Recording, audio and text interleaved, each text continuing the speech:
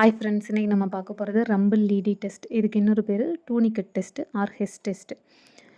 So இந்த test வச்சு என்ன கண்டுபிடிக்கலாம் அப்படின்னு பார்த்தோம்னா, கேபிலரியோட ஃப்ரிஜிலிட்டி கண்டுபிடிப்பாங்க, இல்லை வேறு ஏதாவது ப்ளீடிங் டிஸார்டர் இருக்கா அப்படின்னு சொல்லிட்டு பார்ப்பாங்க.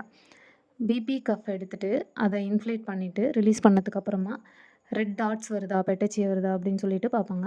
இதை யூஸ் பண்ணி டெங்கு, அந்த பேஷண்ட்டுக்கு டெங்கு இருக்கா, த்ராம்போசைட்டோபினியா இருக்கா, இல்லை ஸ்கர்வி இருக்கா அப்படின்னு சொல்லிட்டு நம்ம ஐடென்டிஃபை பண்ணலாம். ஸோ மெத்தட் பார்க்கலாம். இப்போ ஒரு பர்சனோட பிபி நமக்கு தெரியும் 170 இருக்குது அப்படின்னா, அதோட மிட்வேல நம்ம 5 மினிட்ஸ் இன்ஃப்ளேட் பண்ணி வைக்கணும். மிட்வே எப்படி பார்ப்போம்? 100 + 70 டிவைடட் பை 2.